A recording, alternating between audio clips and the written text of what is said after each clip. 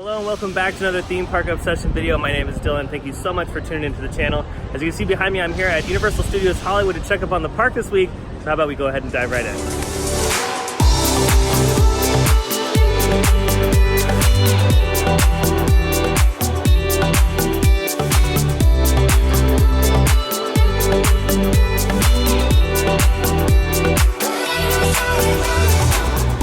Starting here at City Walk at Antojitos, not much visible change has happened this week compared to the last time I take a look at this. They were putting up some signage on these poles right here, but now they've taken it down. So I wonder if they're gonna go back to the drawing board on that. But yeah, I would assume it's just all interior work at this point until they take the walls down. Before we head in the park, we're gonna go to one of my favorite places, and that's Mini Monster. If you love Thai tea, Mini Monster's got some amazing drinks. It's cool, they have a bunch of toppings and everything. They even have big cotton candy machines for some of the drinks too. I love this place. This time I got the matcha latte, but instead of dairy, I put the coconut almond milk in there. And this is a really good combination. Very tasty, especially on a warm day today. Still no visible progress on this particular location. It's been wrapped up like this for quite some time. And there still isn't any word on what's gonna be going in this location either. It is a beautiful day today at the park. Very gorgeous. And this is the Secret Life of Pets attraction's current state. As you can see, they finished the sheeting on the top level of the building. Still working on the sides of the building, and eventually it'll look like this.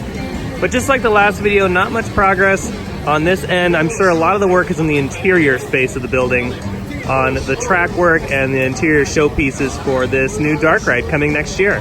Here's another view of the project from Baker Street side, and you can see not much has changed since the last video I did. Taking a look at this project, again, it's just a lot of interior work going on. You can see right here some construction workers in the distance, but it's going to be so difficult to kind of get a look at this closer just because it's all scrimmed up.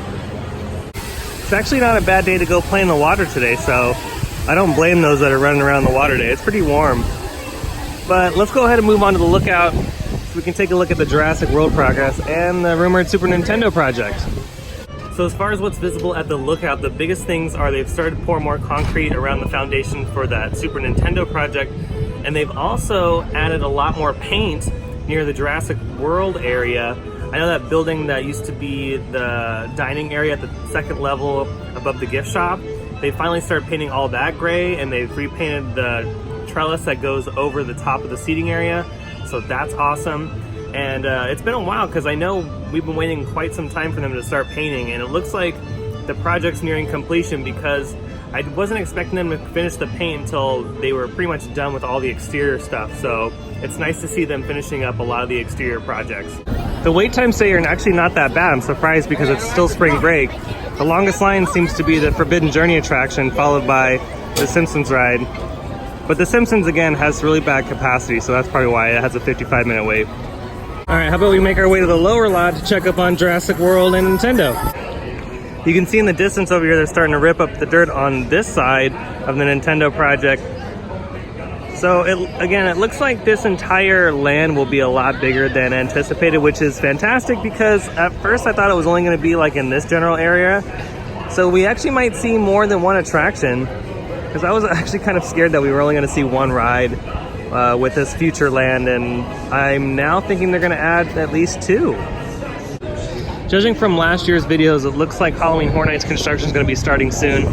But this general area right here usually has a maze, but this year it looks like they're using it as a staging area for construction and a lot of storage. So I don't know if they're gonna use this spot this year. They might clear it out in the next couple of weeks when they will usually lay out carpet for the maze, but I guess we'll see in the next couple weeks if they end up using the spot again. It just doesn't look like it right now though. All right, so over here at Jurassic World, we have a bunch of progress compared to the last video I did a week ago. And you can see they actually have trees in place now, which is awesome. I love when they put trees in, and it looks like there's more trees now than there were before, which is great because that'll provide some amazing shade, especially here in the summertime. There's a big palm tree right there. And then over here at the Raptor Encounter building, looks like they finished up all of the sheeting, and the next step is just the stucco on the outside of the building. They've added some windows right here. Here's the back door. And they're just gonna go ahead and work on what looks to be the entrance on this side. There's some construction crews right there talking about, you know, dinos and stuff. And then they have the waterfall back on this week, so that is cool to see. The water's circulating down at the bottom too, so they might be doing some testing. I do see the boats over there in the corner, so they might be doing some testing a little bit later. Looks like some new metal has gone up over here, and that kind of looks like the raptor enclosure, so that's actually kind of neat. I like that level of theming, if that so happens to be what it is. You can see all the planters look to be finished. All they gotta do now is place those rocks. I don't think those are in their final places. I think they're gonna go ahead and scatter them all around here, maybe over here. But what's cool is you can see that they've made a focal point for the archway. The archway obviously was a focal point before, but now it's even more so because you have these pieces right here that are kind of surrounding it that lead up into the arch. And I actually really like that look compared to the previous look they had. And if you look very closely, they are working on the arch, so that is nearing completion. Still no signage on the outside of the building yet. I would assume that that's going to be the last thing to do on the list. And you can't really see them on the video, but in person, they've made some significant progress on the archway. You can kind of make out what they're doing, but they've completely reskinned it. So that was a lot faster than I anticipated. You can see on the second level of this building right here, they've started painting, like I said earlier, all of that old tannish color, which is over here. But they've completed all this side, and it looks pretty nice. Over here at the Super Nintendo project, you can see they're working on that second area of foundation. Looks like they've completed all the major work on this one. So now they're working on a new one off in the far distance. So the progress here is pretty nice. They're actually moving quite quickly on this entire area of the project for this massive, what looks to be a show building that's going to be similar to this. But I think the scale on this one is going to be twice the size. Uh-oh, looks like Transformers broke down. Everyone's walking out. And it had a 50-minute wait too. Ooh. Ouchie. Oh, I know why it's closed. It's because the Transformers are out here. So when they're down out here, they'll go back in the ride and open it back up. Besides Star Wars Galaxy's Edge, I think this is going to be one of the coolest attractions new this year. I think they're going to knock it out of the park with Jurassic World. I cannot wait until this opens. I'm beyond excited to ride this. You can see on this side of the Starway, they still have some more steel pieces to install for the Raptor encounter, because these steel pieces match the ones that are already up. So they only have a few pieces to go. So what's cool over at The Walking Dead, they've added a new queue line element that adds a little bit of tension and goes over a lot of safety information, because before they didn't have anything. They just had the basic rules that some of the employees would go over, but now they actually have a thematic show element, and it works really, really well. All right, before I head out for today, let's look and see if they have any new merch. Oh wow, look at these shark mugs. That's actually kind of funny. It's a weird opening though. I actually really like these Jurassic World hats, like the camo coloring. These Walking Dead mugs are kind of cool. How much are they? Let's see. They are $15. That's actually not too bad. I've seen more expensive ones. Oh wow, I almost just broke whatever. Oh, that would have been a disaster. Of course, they always have a ton of Harry Potter merchandise.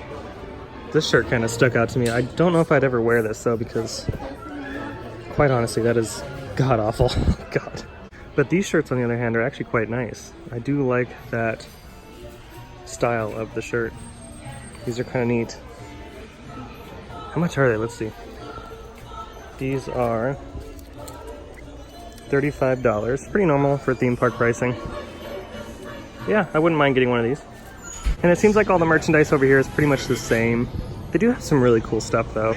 So many different items. So if you're coming here on vacation and you need something to take home, definitely stop at the gift shop right as you exit the park.